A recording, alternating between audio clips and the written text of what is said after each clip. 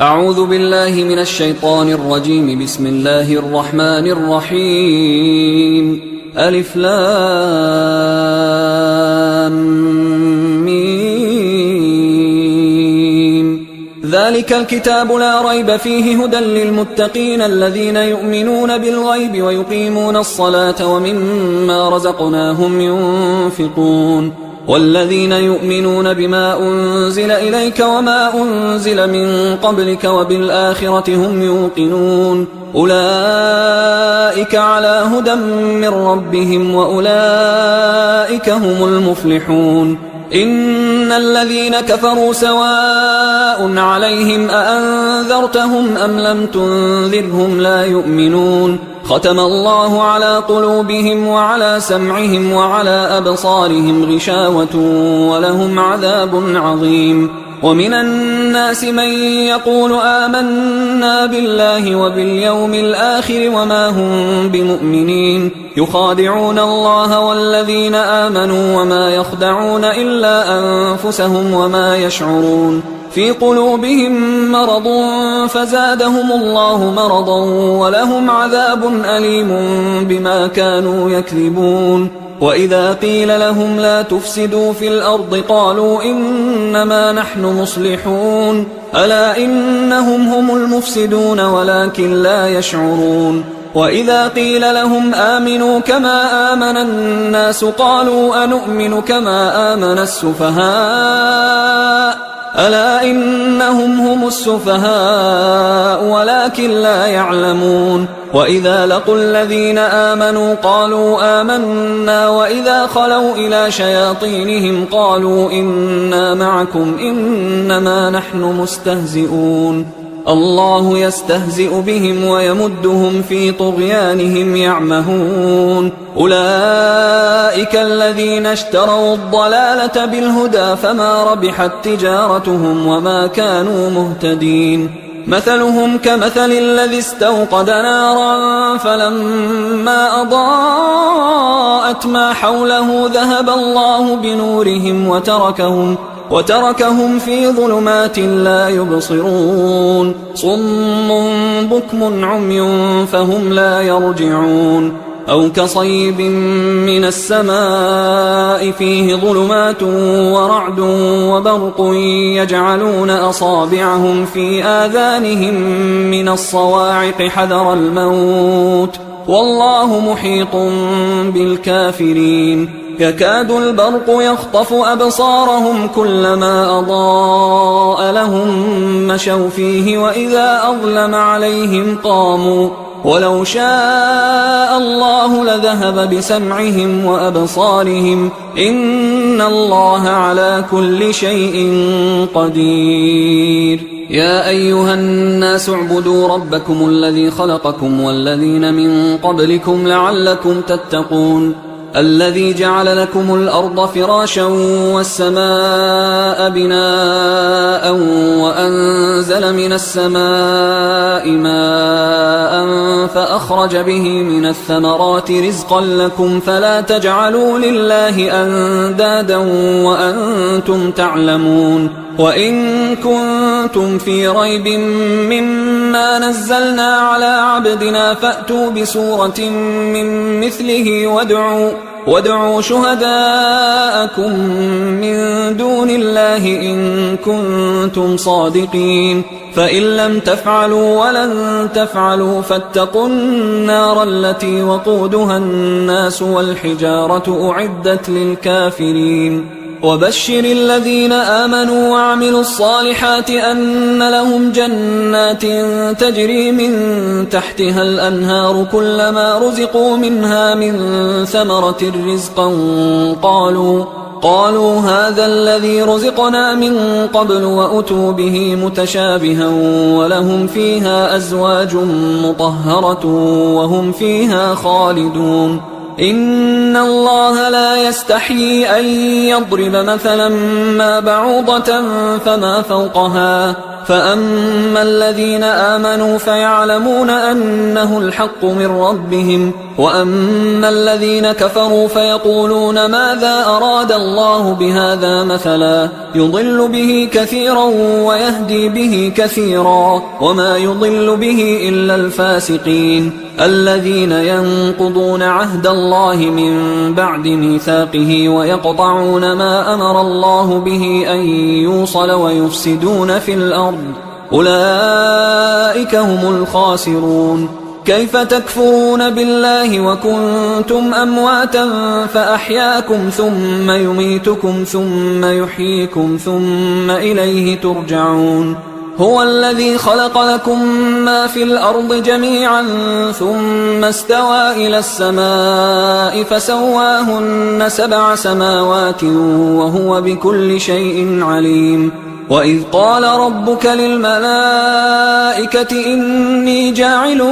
في الأرض خليفة قالوا أتجعل فيها من يفسد فيها ويسفك الدماء ونحن نسبح بحمدك ونقدس لك قال إني أعلم ما لا تعلمون. وعلم آدم الأسماء كلها ثم عرضهم على الملائكة فقال أنبئوني بأسماء هؤلاء إن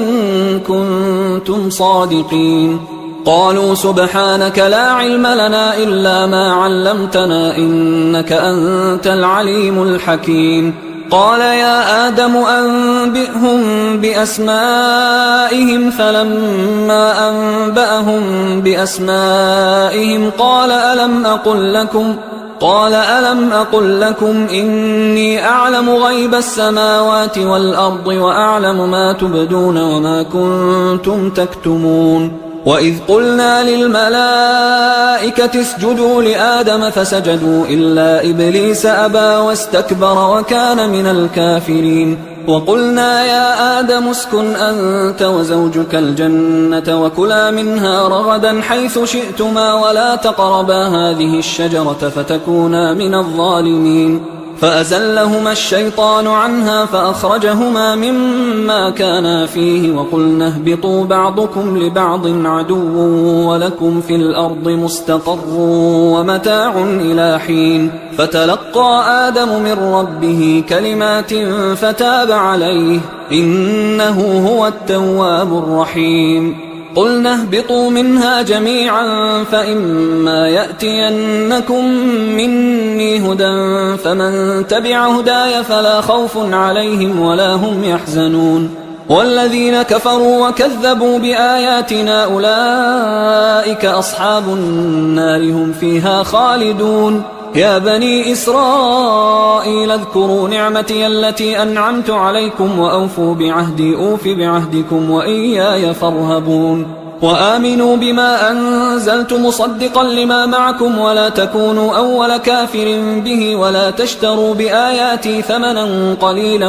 وإياي فاتقون. ولا تلبسوا الحق بالباطل وتكتموا الحق وأنتم تعلمون. وأقيموا الصلاة وآتوا الزكاة واركعوا مع الراكعين. أتأمرون الناس بالبر وتنسون أنفسكم وأنتم تتلون الكتاب أفلا تعقلون. واستعينوا بالصبر والصلاة وإنها لكبيرة إلا على الخاشعين الذين يظنون أنهم ملاقو ربهم وأنهم إليه راجعون. يا بني إسرائيل اذكروا نعمتي التي أنعمت عليكم وأني فضلتكم على العالمين. واتقوا يوما لا تجزي نفس عن نفس شيئا ولا يقبل منها شفاعة ولا يؤخذ منها عدل ولا هم ينصرون. وإذ نجيناكم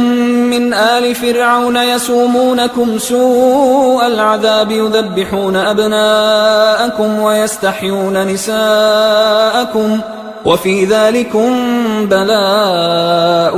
من ربكم عظيم. وإذ فرقنا بكم البحر فأنجيناكم وأغرقنا آل فرعون وأنتم تنظرون. وإذ واعدنا موسى 40 ليلة ثم اتخذتم العجل من بعده وأنتم ظالمون. ثم عفونا عنكم من بعد ذلك لعلكم تشكرون وإذ آتينا موسى الكتاب والفرقان لعلكم تهتدون وإذ قال موسى لقومه يا قوم إنكم ظلمتم أنفسكم باتخاذكم العجل فتوبوا إلى بارئكم فاقتلوا أنفسكم ذلكم خير لكم عند بارئكم فتاب عليكم إنه هو التواب الرحيم وإذ قلتم يا موسى لن نؤمن لك حتى نرى الله جهرة فأخذتكم الصاعقة وأنتم تنظرون ثم بعثناكم من بعد موتكم لعلكم تشكرون وظللنا عليكم الغمام وأنزلنا عليكم المن والسلوى كلوا من طيبات ما رزقناكم وما ظلمونا ولكن كانوا أنفسهم يظلمون وإذ قلنا ادخلوا هذه القرية فكلوا منها حيث شئتم رغدا وادخلوا الباب سجدا وقولوا حطة نغفر لكم خطاياكم وسنزيد المحسنين فبدل الذين ظلموا قولا غير الذي قيل لهم فأنزلنا على الذين ظلموا رجزا من السماء بما كانوا يفسقون وإذ استسقى موسى لقومه فقلنا اضرب بعصاك الحجر فانفجرت منه 12 عينا قد علم كل أناس مشربهم كلوا واشربوا من رزق الله ولا تعثوا في الأرض مفسدين وإذ قلتم يا موسى لن نصبر على طعام واحد فادع لنا ربك يخرج لنا مما تنبت الأرض من بقلها وقثائها وفومها وعدسها وبصلها قال أتستبدلون الذي هو أدنى بالذي هو خير اهبطوا مصرا فإن لكم ما سألتم وضربت عليهم الذلة والمسكنة وباءوا بغضب من الله ذلك بأنهم كانوا يكفرون بآيات الله ويقتلون النبيين بغير الحق ذلك بما عصوا وكانوا يعتدون إن الذين آمنوا والذين هادوا والنصارى والصابئين من آمن بالله واليوم الآخر وعمل صالحا فلهم أجرهم عند ربهم ولا خوف عليهم ولا هم يحزنون وإذ أخذنا ميثاقكم ورفعنا فوقكم الطور خذوا ما آتيناكم بقوة واذكروا ما فيه لعلكم تتقون ثم توليتم من بعد ذلك فلولا فضل الله عليكم ورحمته لكنتم من الخاسرين ولقد علمتم الذين اعتدوا منكم في السبت فقلنا لهم كونوا قردة خاسئين فجعلناها نكالا لما بين يديها وما خلفها وموعظة للمتقين وإذ قال موسى لقومه إن الله يأمركم أن تذبحوا بقرة قالوا أتتخذنا هزوا قال أعوذ بالله أن أكون من الجاهلين قالوا ادع لنا ربك يبين لنا ما هي قال إنه يقول إنها بقرة لا فارض ولا بكر عوان بين ذلك فافعلوا ما تؤمرون قالوا ادع لنا ربك يبين لنا ما لونها قال إنه يقول إنها بقرة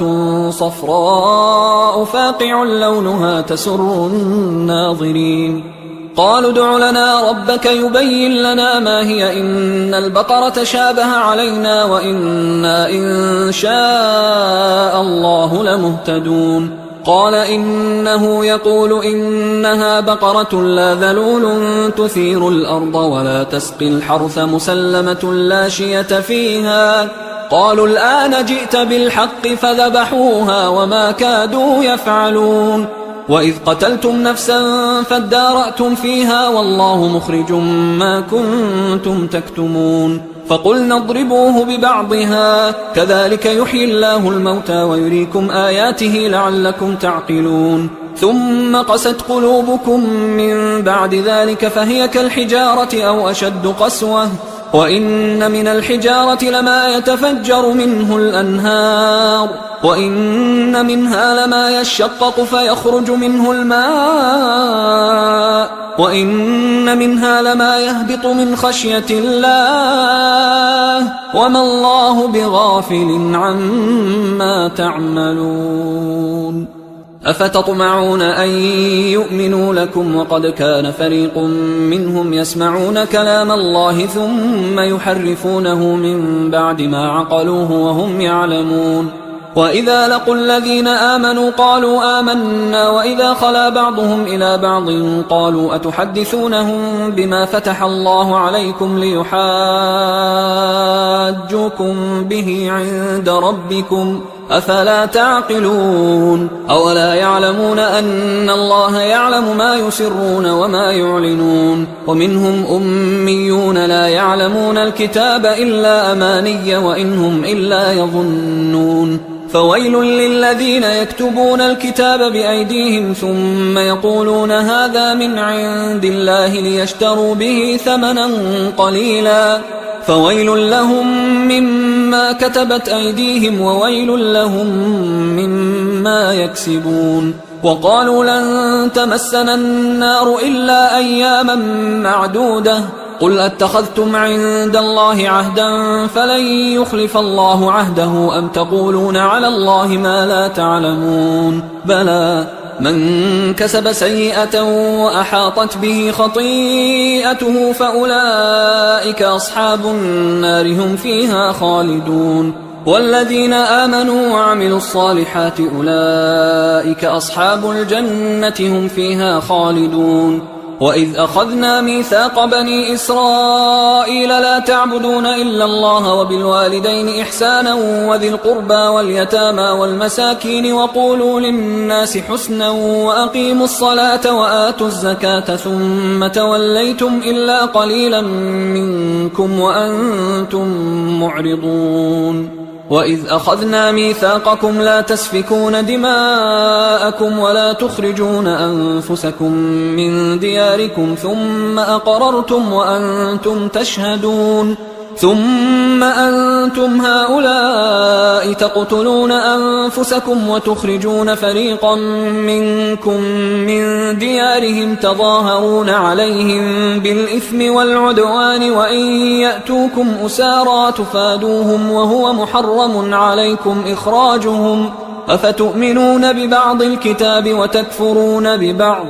فما جزاء من يفعل ذلك منكم إلا خزي في الحياة الدنيا ويوم القيامة يردون إلى أشد العذاب وما الله بغافل عما تعملون أولئك الذين اشتروا الحياة الدنيا بالآخرة فلا يخفف عنهم العذاب ولا هم ينصرون ولقد آتينا موسى الكتاب وقفينا من بعده بالرسل وآتينا عيسى ابن مريم البينات وأيدناه بروح القدس أفكلما جاءكم رسول بما لا تهوى أنفسكم استكبرتم ففريقا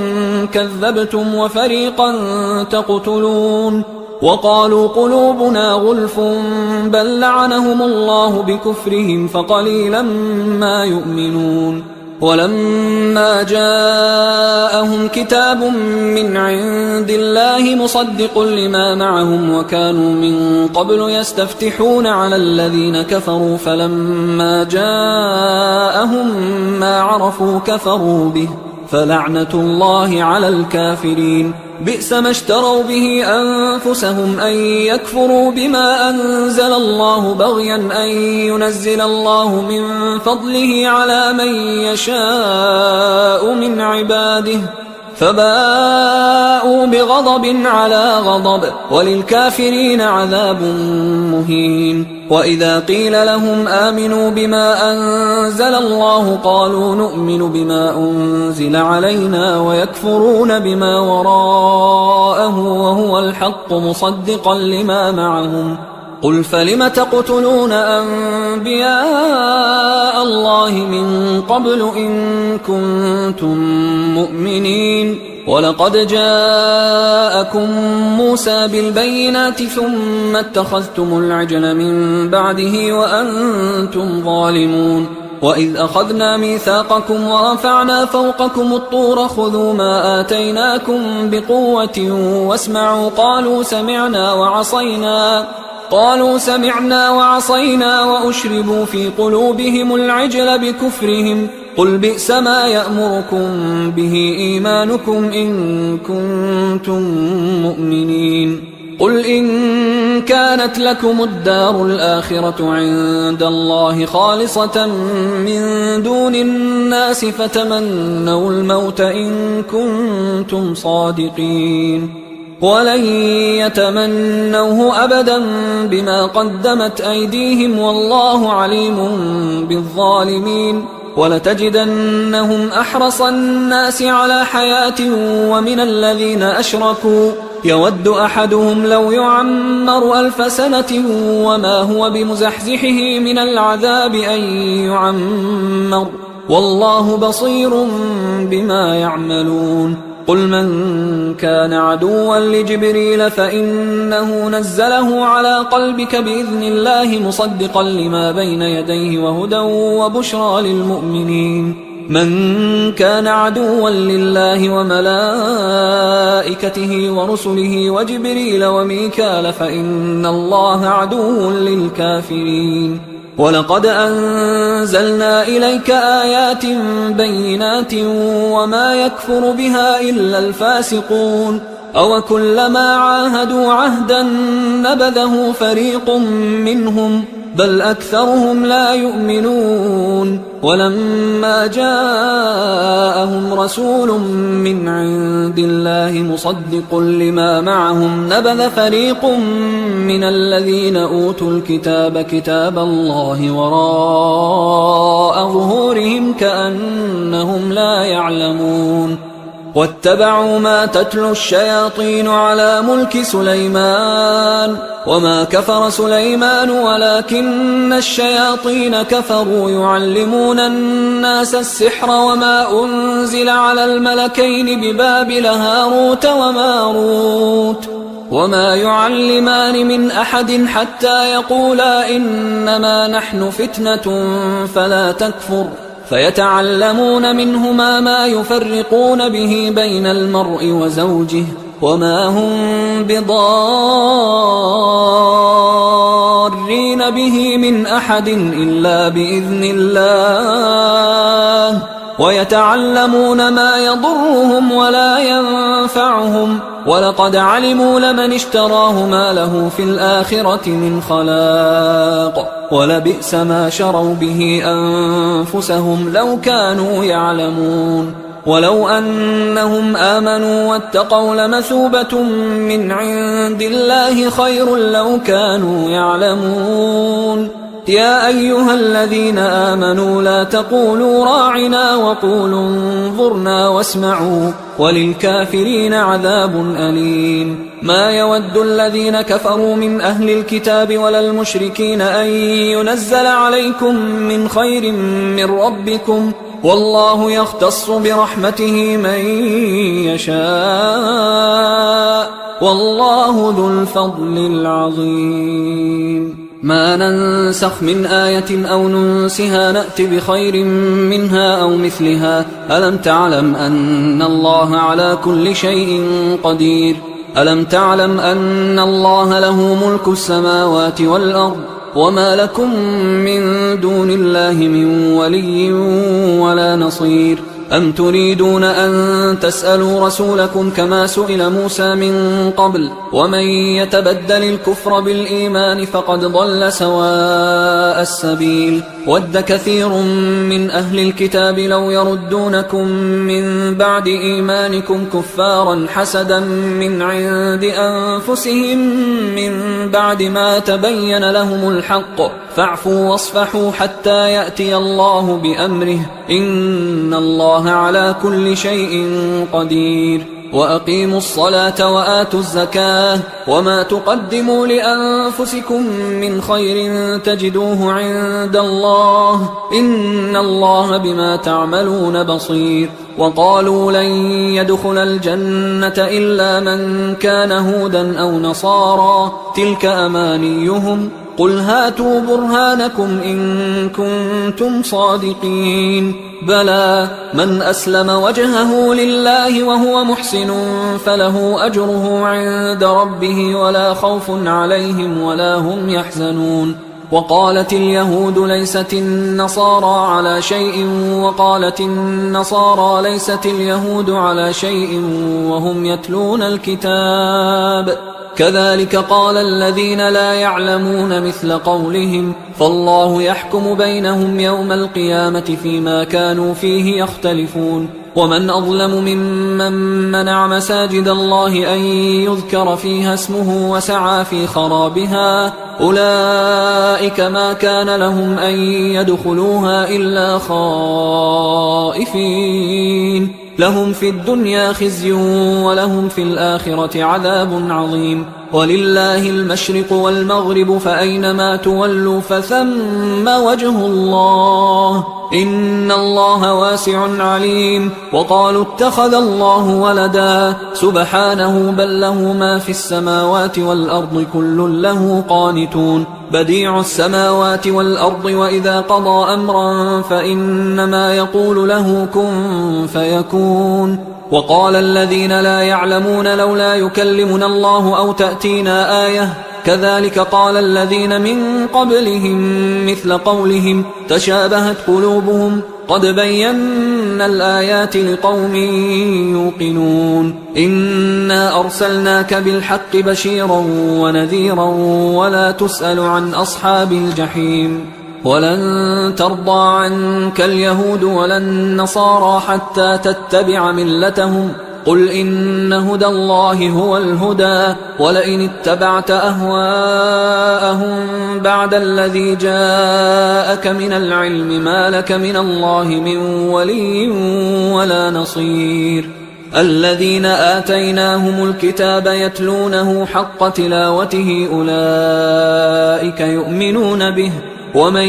يكفر به فأولئك هم الخاسرون. يا بني إسرائيل اذكروا نعمتي التي أنعمت عليكم وأني فضلتكم على العالمين واتقوا يوما لا تجزي نفس عن نفس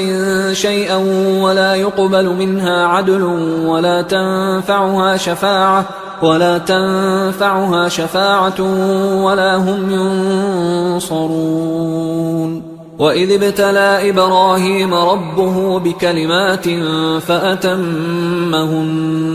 قال إني جاعلك للناس إماما قال ومن ذريتي قال لا ينال عهد الظالمين. وإذ جعلنا البيت مثابة للناس وأمنا واتخذوا من مقام إبراهيم مصلى وعهدنا إلى إبراهيم وإسماعيل أن طهرا بيتي للطائفين والعاكفين والركع السجود. وإذ قال إبراهيم رب اجعل هذا بلدا آمنا وارزق أهله من الثمرات من آمن منهم بالله واليوم الآخر قال ومن كفر فأمتعه قليلا ثم أضطره إلى عذاب النار وبئس المصير. وإذ يرفع إبراهيم القواعد من البيت وإسماعيل ربنا تقبل منا إنك أنت السميع العليم ربنا وجعلنا مسلمين لك ومن ذريتنا أمة مسلمة لك وأرنا مناسكنا وتب علينا إنك أنت التواب الرحيم ربنا وابعث فيهم رسولا منهم يتلو عليهم آياتك ويعلمهم الكتاب والحكمة ويزكيهم إنك أنت العزيز الحكيم. ومن يرغب عن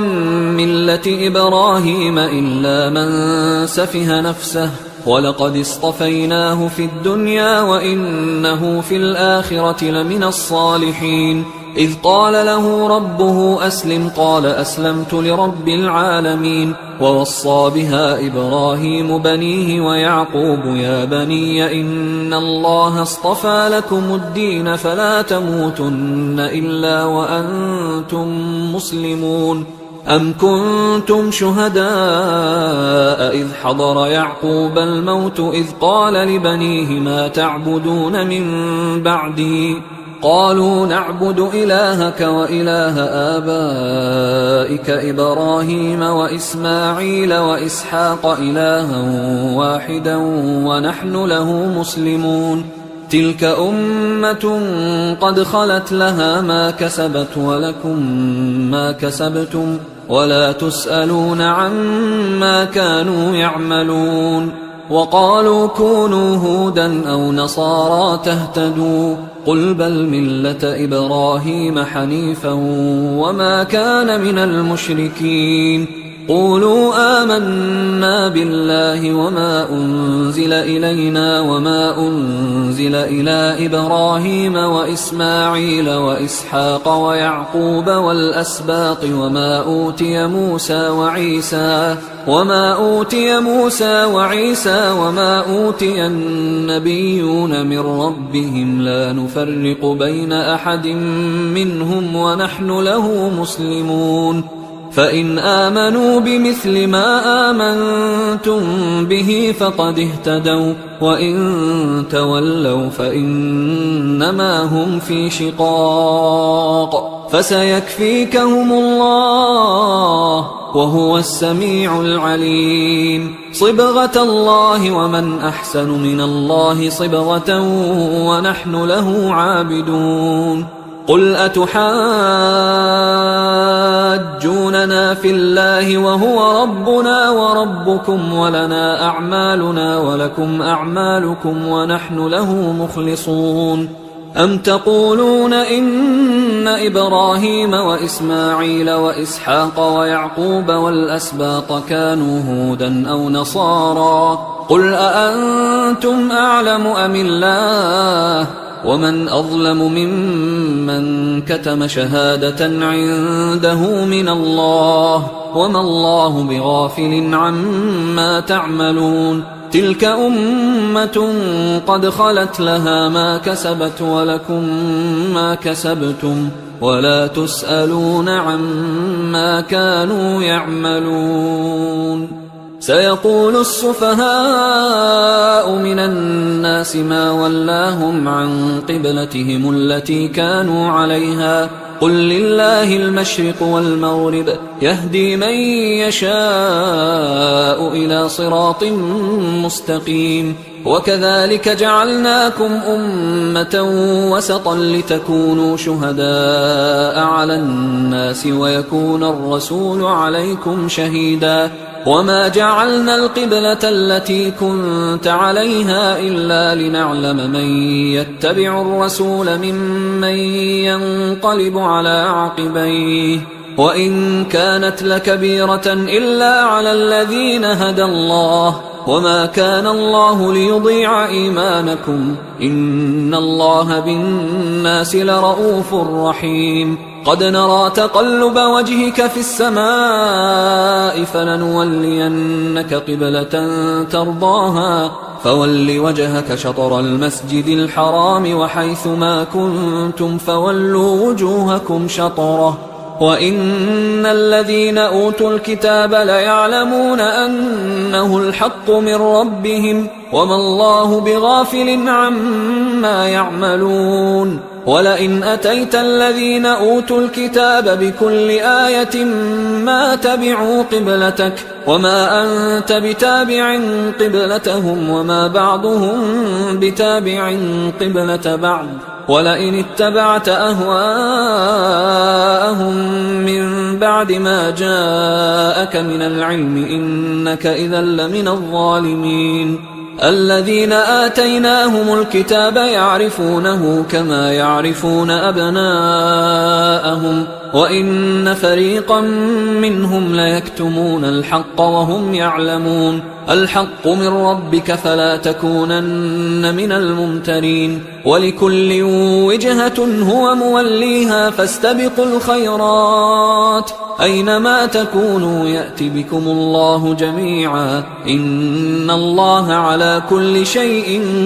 قدير ومن حيث خرجت فول وجهك شطر المسجد الحرام وإنه للحق من ربك وما الله بغافل عما تعملون ومن حيث خرجت فول وجهك شطر المسجد الحرام وحيث ما كنتم فولوا وجوهكم شطره لئلا يكون للناس عليكم حجة إلا الذين ظلموا منهم فلا تخشوهم واخشوني ولأتم نعمتي عليكم ولعلكم تهتدون كما أرسلنا فيكم رسولا منكم يتلو عليكم آياتنا ويزكيكم ويعلمكم الكتاب والحكمة ويعلمكم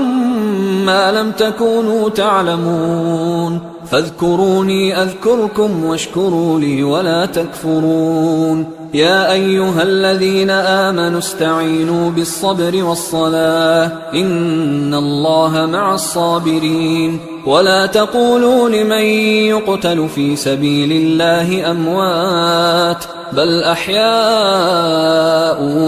ولكن لا تشعرون ولنبلونكم بشيء من الخوف والجوع ونقص من الأموال والأنفس والثمرات وبشر الصابرين الذين إذا أصابتهم مصيبة قالوا إنا لله وإنا إليه راجعون أولئك عليهم صلوات من ربهم ورحمة وأولئك هم المهتدون إن الصفا والمروة من شعائر الله فمن حج البيت أو اعتمر فلا جناح عليه أن يطوف بهما ومن تطوع خيرا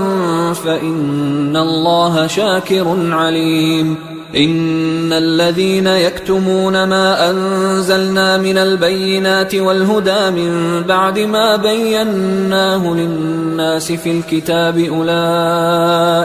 أولئك يلعنهم الله ويلعنهم اللاعنون إلا الذين تابوا وأصلحوا وبينوا فأولئك أتوب عليهم وأنا التواب الرحيم إن الذين كفروا وماتوا وهم كفار أولئك عليهم لعنة الله والملائكة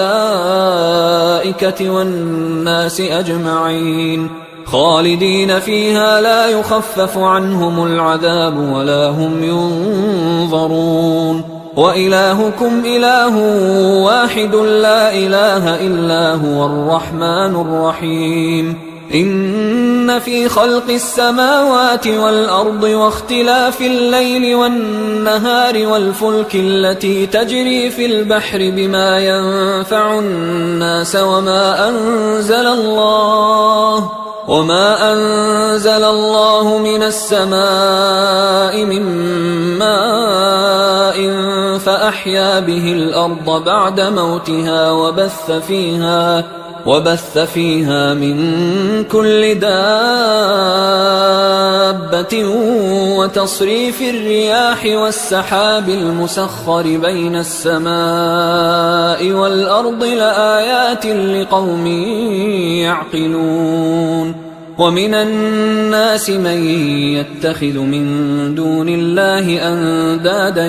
يحبونهم كحب الله والذين آمنوا أشد حبا لله ولو يرى الذين ظلموا إذ يرون العذاب أن القوة لله جميعا وأن الله شديد العذاب إذ تبرأ الذين اتبعوا من الذين اتبعوا ورأوا العذاب وتقطعت بهم الأسباب وقال الذين اتبعوا لو أن لنا كرة فنتبرأ منهم كما تبرأوا منا كذلك يريهم الله أعمالهم حسرات عليهم وما هم بخارجين من النار يا أيها الناس كلوا مما في الأرض حلالا طيبا ولا تتبعوا خطوات الشيطان إنه لكم عدو مبين إنما يأمركم بالسوء والفحشاء وأن تقولوا على الله ما لا تعلمون وإذا قيل لهم اتبعوا ما أنزل الله قالوا بل نتبع ما ألفينا عليه آباءنا أولو كان آباؤهم لا يعقلون شيئا ولا يهتدون ومثل الذين كفروا كمثل الذي ينعق بما لا يسمع إلا دعاء ونداء صم بكم عمي فهم لا يعقلون يا أيها الذين آمنوا كلوا من طيبات ما رزقناكم واشكروا لله إن كنتم إياه تعبدون إنما حرم عليكم الميتة والدم ولحم الخنزير وما أهل به لغير الله فمن اضطر غير باغ ولا عاد فلا إثم عليه إن الله غفور رحيم إن الذين يكتمون ما أنزل الله من الكتاب ويشترون به ثمنا قليلا أولئك ما يأكلون في بطونهم إلا النار ولا يكلمهم الله يوم القيامة ولا يزكيهم ولهم عذاب أليم أولئك الذين اشتروا الضلالة بالهدى والعذاب بالمغفرة فما أصبرهم على النار ذلك بأن الله نزل الكتاب بالحق وإن الذين اختلفوا في الكتاب لفي شقاق بعيد ليس البر أن تولوا وجوهكم قبل المشرق والمغرب ولكن البر من آمن بالله واليوم الآخر والملائكة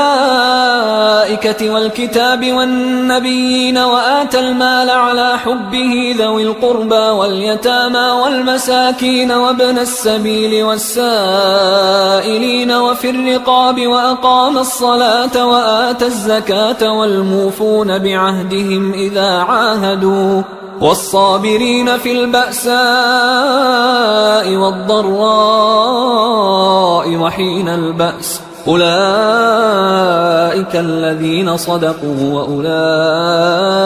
هم المتقون يا أيها الذين آمنوا كتب عليكم القصاص في القتلى الحر بالحر والعبد بالعبد والأنثى بالأنثى فمن عفي له من أخيه شيء فاتباع بالمعروف وأداء إليه بإحسان ذلك تخفيف من ربكم ورحمة فمن اعتدى بعد ذلك فله عذاب أليم ولكم في القصاص حياة يا أولي الألباب لعلكم تتقون كتب عليكم إذا حضر أحدكم الموت إن ترك خيرا الوصية للوالدين والأقربين بالمعروف حقا على المتقين فمن بدله بعدما سمعه فإنما إثمه على الذين يبدلونه إن الله سميع عليم فمن خاف من موص جنفا أو إثما فأصلح بينهم فلا إثم عليه إن الله غفور رحيم. يا أيها الذين آمنوا كتب عليكم الصيام كما كتب على الذين من قبلكم لعلكم تتقون أياما معدودات، فمن كان منكم مريضا أو على سفر فعدة من أيام أخر، وعلى الذين يطيقونه فدية طعام مسكين، فمن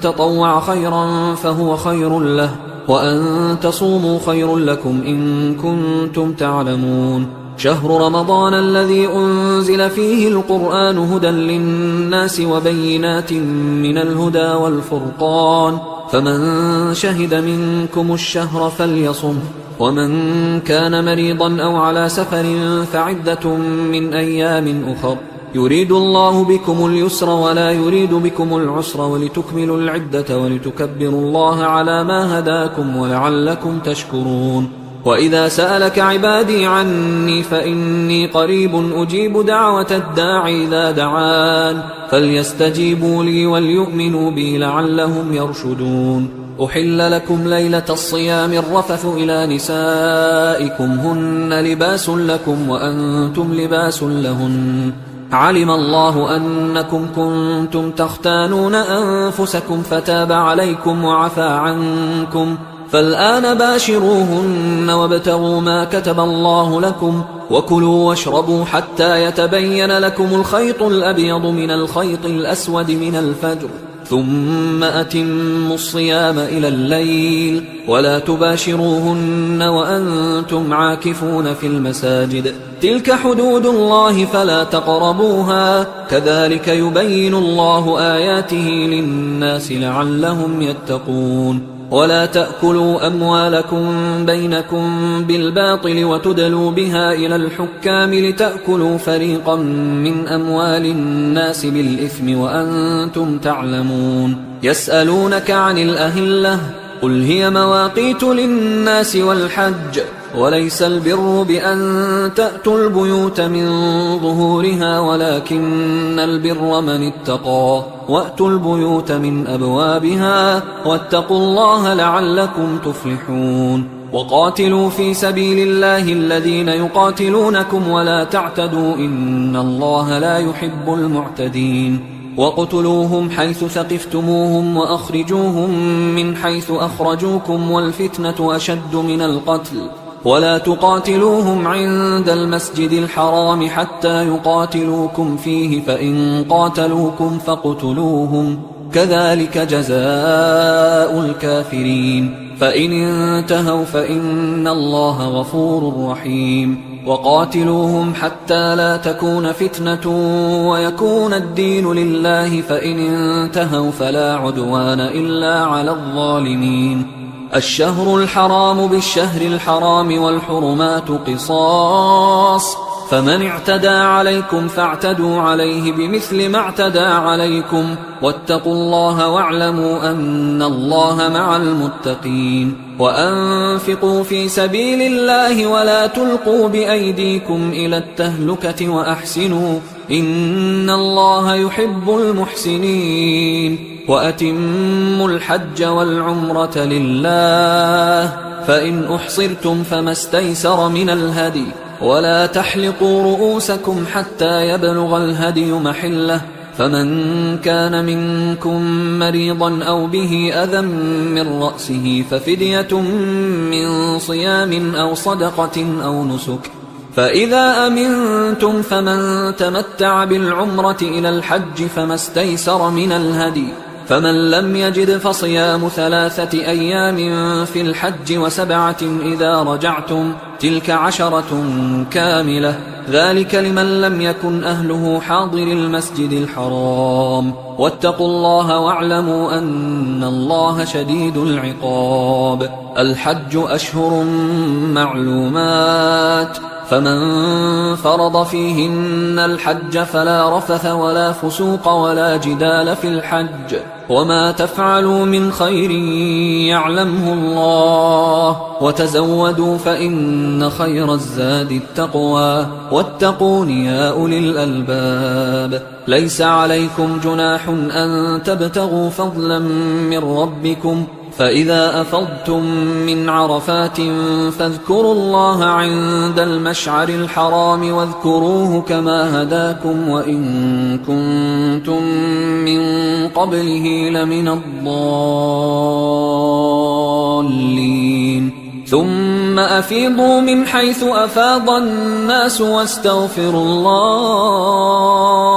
إن الله غفور رحيم فإذا قضيتم مناسككم فاذكروا الله كذكركم آباءكم أو أشد ذكرا فمن الناس من يقول ربنا آتنا في الدنيا وما له في الآخرة من خلاق ومنهم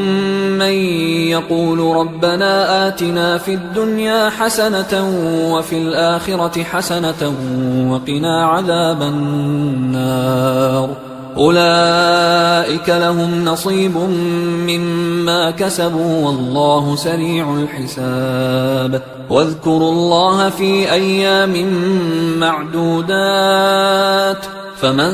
تعجل في يومين فلا إثم عليه ومن تأخر فلا إثم عليه لمن اتقى واتقوا الله واعلموا أنكم إليه تحشرون ومن الناس من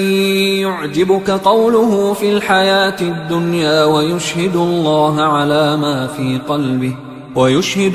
على ما في قلبه وهو ألد الخصام وإذا تولى سعى في الأرض ليفسد فيها ويهلك الحرث والنسل والله لا يحب الفساد وإذا قيل له اتق الله أخذته العزة بالإثم فحسبه جهنم ولبئس المهاد ومن الناس من يشري نفسه ابتغاء مرضات الله والله رؤوف بالعباد يا أيها الذين آمنوا ادخلوا في السلم كافة ولا تتبعوا خطوات الشيطان إنه لكم عدو مبين فإن زللتم من بعد ما جاءتكم البينات فاعلموا أن الله عزيز حكيم هل ينظرون إلا أن يأتيهم الله في ظلل من الغمام والملائكة وقضي الأمر وإلى الله ترجع الأمور سل بني إسرائيل كم آتيناهم من آية بينة ومن يبدل نعمة الله من بعد ما جاءته فإن الله شديد العقاب زين للذين كفروا الحياة الدنيا ويسخرون من الذين آمنوا والذين اتقوا فوقهم يوم القيامة والله يرزق من يشاء بغير حساب كان الناس أمة واحدة فبعث الله النبيين مبشرين ومنذرين وأنزل معهم الكتاب بالحق ليحكم بين الناس فيما اختلفوا فيه وما اختلف فيه إلا الذين أوتوه من بعد ما جاءتهم البينات بغيا بينهم فهدى الله الذين آمنوا لما اختلفوا فيه من الحق بإذنه والله يهدي من يشاء إلى صراط مستقيم أم حسبتم أن تدخلوا الجنة ولما يأتكم مثل الذين خلوا من قبلكم مستهم البأساء والضراء وزلزلوا حتى يقول الرسول والذين آمنوا معه متى نصر الله ألا إن نصر الله قريب يسألونك ماذا ينفقون قل ما أنفقتم من خير فللوالدين والأقربين واليتامى والمساكين وابن السبيل وما تفعلوا من خير فإن الله به عليم كتب عليكم القتال وهو كره لكم وعسى أن تكرهوا شيئا وهو خير لكم وعسى أن تحبوا شيئا وهو شر لكم والله يعلم وأنتم لا تعلمون يسألونك عن الشهر الحرام قتال فيه قل قتال فيه كبير وصد عن سبيل الله وكفر به والمسجد الحرام وإخراج أهله منه أكبر عند الله والفتنة أكبر من القتل ولا يزالون يقاتلونكم حتى يردوكم عن دينكم إن استطاعوا ومن يرتدد منكم عن دينه فيمت وهو كافر فأولئك حبطت أعمالهم في الدنيا والآخرة وأولئك أصحاب النار هم فيها خالدون إن الذين آمنوا والذين هاجروا وجاهدوا في سبيل الله أولئك يرجون رحمة الله والله غفور رحيم يسألونك عن الخمر والميسر قل فيهما إثم كبير ومنافع للناس وإثمهما أكبر من نفعهما ويسألونك ماذا ينفقون قل العفو كذلك يبين الله لكم الآيات لعلكم تتفكرون في الدنيا والآخرة ويسألونك عن اليتامى قل إصلاح لهم خير وإن تخالطوهم فإخوانكم والله يعلم المفسد من المصلح ولو شاء الله لأعنتكم إن الله عزيز حكيم ولا تنكحوا المشركات حتى يؤمنوا ولأمة مؤمنة خير من مشركة ولو أعجبتكم ولا تنكحوا المشركين حتى يؤمنوا ولعبد مؤمن خير من مشرك ولو أعجبكم أولئك يدعون إلى النار والله يدعو إلى الجنة والمغفرة بإذنه ويبين آياته للناس لعلهم يتذكرون ويسألونك عن المحيض قل هو أذى فاعتزلوا النساء في المحيض ولا تقربوهن حتى يطهرن فإذا تطهرن فأتوهن من حيث أمركم الله إن الله يحب التوابين ويحب المتطهرين نساؤكم حرث لكم فأتوا حرثكم أنى شئتم وقدموا لأنفسكم واتقوا الله واعلموا أنكم ملاقوه وبشر المؤمنين ولا تجعلوا الله عرضة لأيمانكم أن تبروا وتتقوا وتصلحوا بين الناس والله سميع عليم لا يؤاخذكم الله باللغو في أيمانكم ولكن يؤاخذكم بما كسبت قلوبكم والله غفور حليم للذين يؤلون من نسائهم تربص 4 أشهر فإن فاءوا فإن الله غفور رحيم وإن عزموا الطلاق فإن الله سميع عليم والمطلقات يتربصن بأنفسهن 3 قروء ولا يحل لهن أن يكتمن ما خلق الله في أرحامهن إن كن يؤمن بالله واليوم الآخر وبعولتهن أحق بردهن في ذلك إن أرادوا إصلاحا ولهن مثل الذي عليهن بالمعروف وللرجال عليهن درجة والله عزيز حكيم الطلاق 2 فإمساك بمعروف أو تسريح بإحسان ولا يحل لكم أن تأخذوا مما آتيتموهن شيئا إلا أن يخافا ألا يقيما حدود الله فإن خفتم ألا يقيما حدود الله فلا جناح عليهما فيما افتدت به، تلك حدود الله فلا تعتدوها، ومن يتعد حدود الله فأولئك هم الظالمون. فإن طلقها فلا تحل له من بعد حتى تنكح زوجا غيره، فإن طلقها فلا جناح عليهما أن يتراجعا إن ظنا أن يقيما حدود الله، وتلك حدود الله يبينها لقوم يعلمون. وإذا طلقتم النساء فبلغن أجلهن فأمسكوهن بمعروف أو سرحوهن بمعروف، ولا تمسكوهن ضرارا لتعتدوا، ومن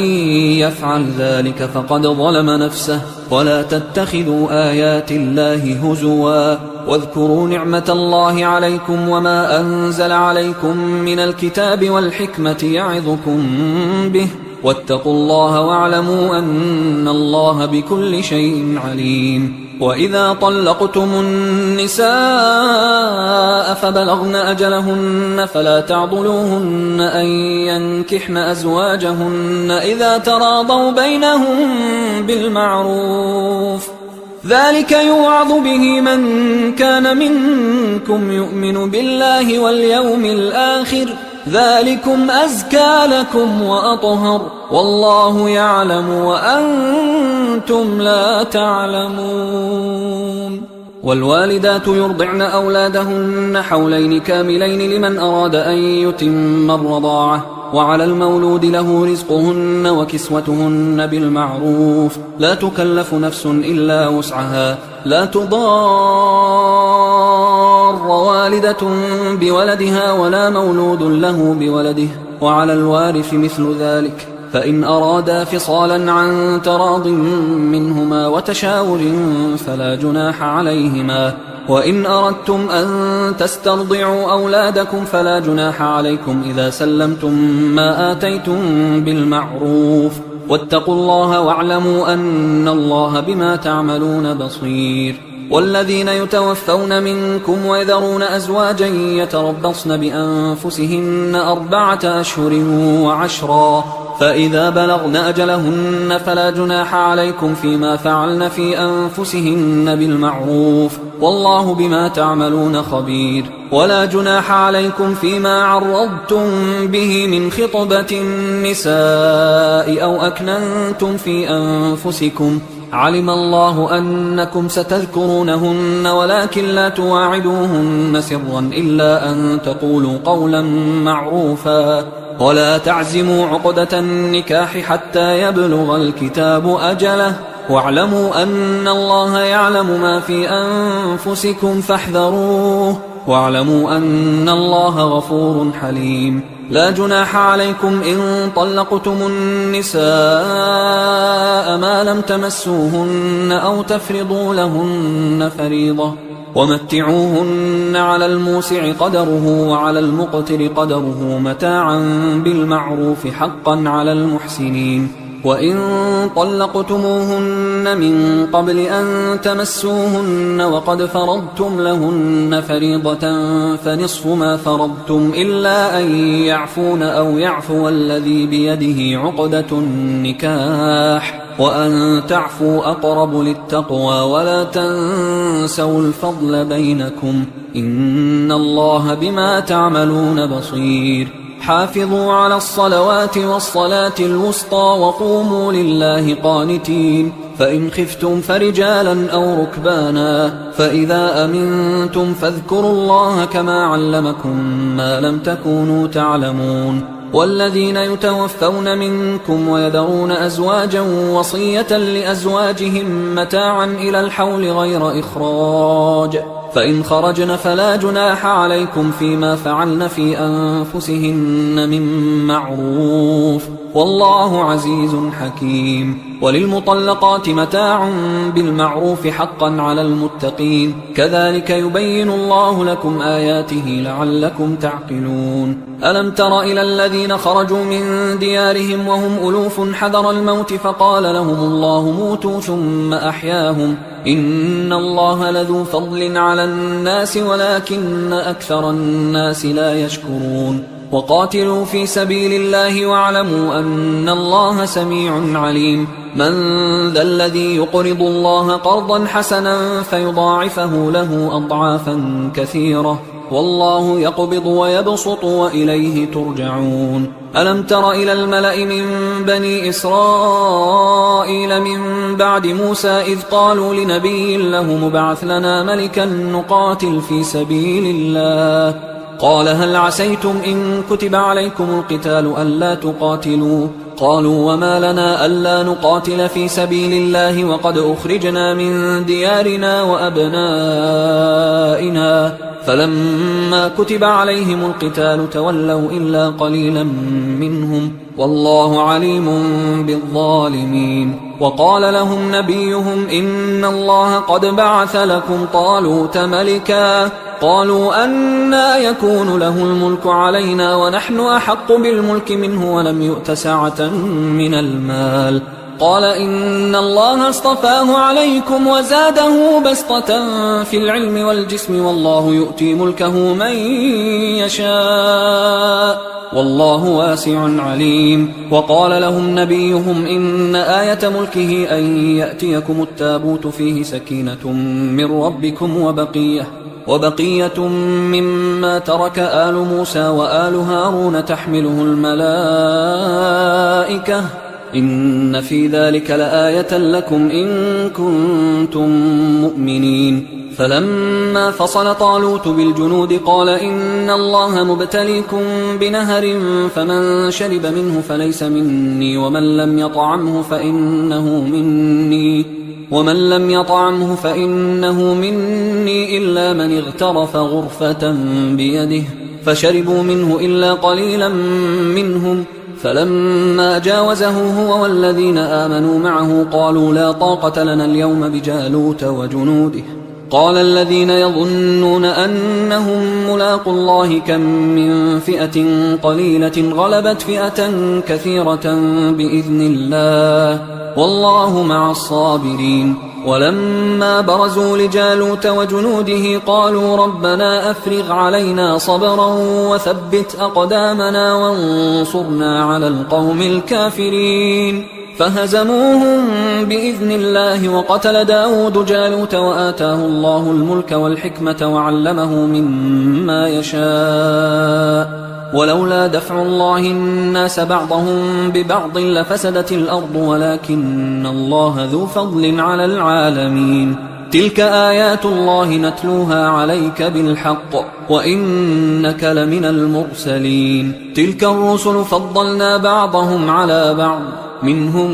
من كلم الله ورفع بعضهم درجات وآتينا عيسى ابن مريم البينات وأيدناه بروح القدس ولو شاء الله ما اقتتل الذين من بعدهم من بعد ما جاءتهم البينات ولكن اختلفوا فمنهم من آمن ومنهم من كفر ولو شاء الله ما اقتتلوا ولكن الله يفعل ما يريد يا أيها الذين آمنوا أنفقوا مما رزقناكم من قبل أن يأتي يوم لا بيع فيه ولا خلة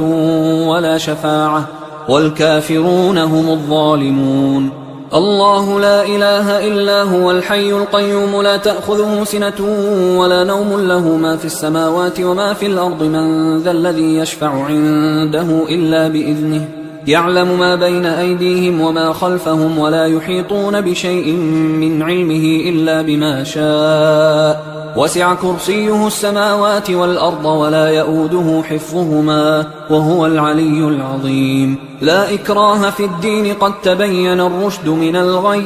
فمن يكفر بالطاغوت ويؤمن بالله فقد استمسك بالعروة الوثقى لا انفصام لها والله سميع عليم الله ولي الذين آمنوا يخرجهم من الظلمات إلى النور والذين كفروا أولياؤهم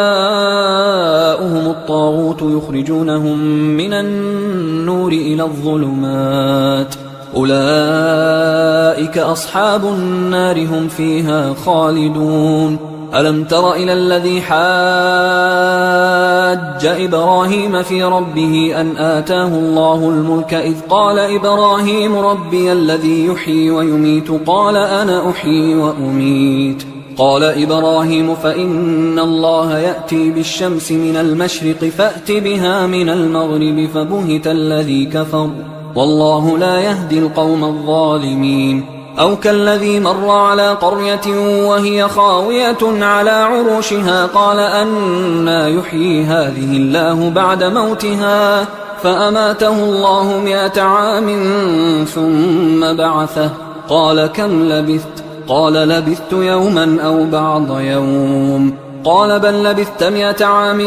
فانظر إلى طعامك وشرابك لم يتسنه وانظر إلى حمارك ولنجعلك آية للناس وانظر إلى العظام كيف ننشزها ثم نكسوها لحما فلما تبين له قال أعلم أن الله على كل شيء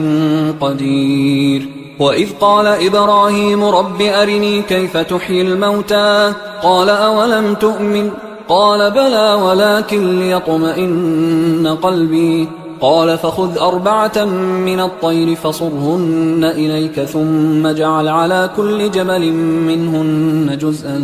ثم ادعهن يأتينك سعيا واعلم أن الله عزيز حكيم. مثل الذين ينفقون أموالهم في سبيل الله كمثل حبة أنبتت 7 سنابل في كل سنبلة 100 حبة والله يضاعف لمن يشاء والله واسع عليم. الذين ينفقون أموالهم في سبيل الله ثم لا يتبعون ما أنفقوا منا ولا أذى لهم أجرهم عند ربهم ولا خوف عليهم ولا هم يحزنون. قول معروف ومغفرة خير من صدقة يتبعها أذى والله غني حليم. يا أيها الذين آمنوا لا تبطلوا صدقاتكم بالمن والأذى كالذي ينفق ماله رئاء الناس ولا يؤمن بالله واليوم الآخر فمثله كمثل صفوان عليه تراب فأصابه وابل فتركه صلدا لا يقدرون على شيء مما كسبوا والله لا يهدي القوم الكافرين. ومثل الذين ينفقون أموالهم ابتغاء مرضات الله وتثبيتا من أنفسهم كمثل جنة بربوة أصابها وابل فآتت أكلها ضعفين فإن لم يصبها وابل فطل والله بما تعملون بصير. أيود أحدكم أن تكون له جنة من نخيل وأعناب تجري من تحتها الأنهار له فيها من كل الثمرات وأصابه الكبر وله ذرية ضعفاء فأصابها إعصار فيه نار فاحترقت كذلك يبين الله لكم الآيات لعلكم تتفكرون. يا أيها الذين آمنوا أنفقوا من طيبات ما كسبتم ومما أخرجنا لكم من الأرض ولا تيمموا الخبيث منه تنفقون ولستم بآخذيه إلا أن تغمضوا فيه واعلموا أن الله غني حميد. الشيطان يعدكم الفقر ويأمركم بالفحشاء والله يعدكم مغفرة منه وفضلا والله واسع عليم. يؤتي الحكمة من يشاء ومن يؤت الحكمة فقد أوتي خيرا كثيرا وما يذكر إلا أولو الألباب. وما أنفقتم من نفقة أو نذرتم من نذر فإن الله يعلمه وما للظالمين من أنصار إن تبدوا الصدقات فنعما هي وإن تخفوها وتؤتوها الفقراء فهو خير لكم ويكفر عنكم من سيئاتكم والله بما تعملون خبير ليس عليك هداهم ولكن الله يهدي من يشاء وما تنفقوا من خير فلأنفسكم وما تنفقون إلا ابتغاء وجه الله وما تنفقوا من خير يوفى إليكم وأنتم لا تظلمون للفقراء الذين أحصروا في سبيل الله لا يستطيعون ضربا في الأرض يحسبهم الجاهل أغنياء من التعفف تعرفهم بسيماهم لا يسألون الناس إلحافا وما تنفقوا من خير فإن الله به عليم الذين ينفقون أموالهم بالليل والنهار سرا وعلانية فلهم أجرهم عند ربهم ولا خوف عليهم ولا هم يحزنون الذين يأكلون الربا لا يقومون إلا كما يقوم الذي يتخبطه الشيطان من المس ذلك بأنهم قالوا إنما البيع مثل الربا وأحل الله البيع وحرم الربا فمن جاءه موعظة من ربه فانتهى فله ما سلف وأمره إلى الله ومن عاد فأولئك أصحاب النار هم فيها خالدون يمحق الله الربا ويربي الصدقات والله لا يحب كل كفار أثيم إن الذين آمنوا وعملوا الصالحات وأقاموا الصلاة وآتوا الزكاة لهم أجرهم عند ربهم ولا خوف عليهم ولا هم يحزنون يا أيها الذين آمنوا اتقوا الله وذروا ما بقي من الربا إن كنتم مؤمنين فإن لم تفعلوا فأذنوا بحرب من الله ورسوله وإن تبتم فلكم رؤوس أموالكم لا تظلمون ولا تظلمون وإن كان ذو عسرة فنظرة إلى ميسرة وأن تصدقوا خير لكم إن كنتم تعلمون واتقوا يوما ترجعون فيه إلى الله ثم توفى كل نفس ما كسبت وهم لا يظلمون يا أيها الذين آمنوا إذا تداينتم بدين إلى أجل مسمى فاكتبوه وليكتب بينكم كاتب بالعدل ولا يأب كاتب أن يكتب كما علمه الله فليكتب وليملل الذي عليه الحق وليتق الله ربه ولا يبخس منه شيئا فإن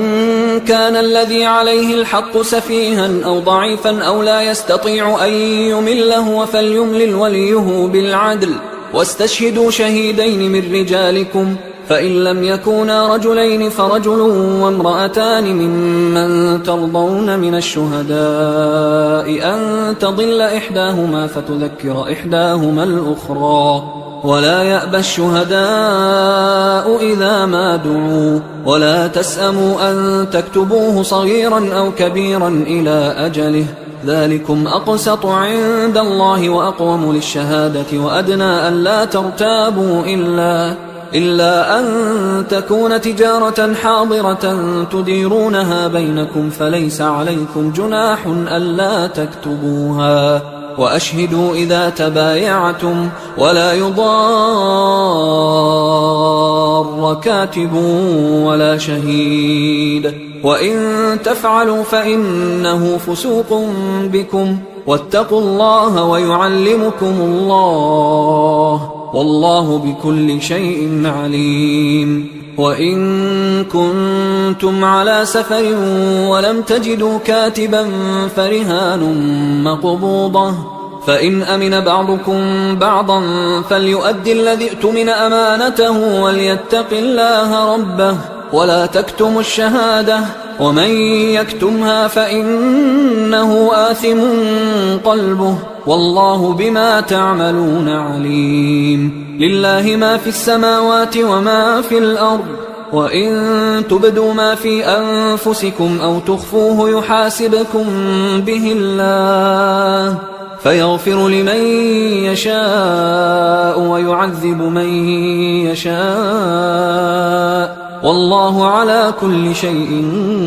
قدير. آمن الرسول بما أنزل إليه من ربه والمؤمنون كل آمن بالله وملائكته وكتبه ورسله لا نفرق بين أحد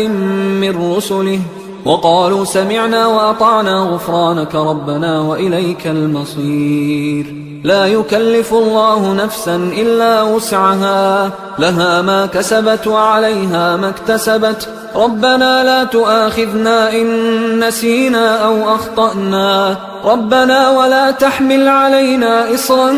كما حملته على الذين من قبلنا، ربنا ولا تحملنا ما لا طاقة لنا به واعف عنا واغفر لنا وارحمنا أنت مولانا فانصرنا على القوم الكافرين. حصريا على قارئ القرآن.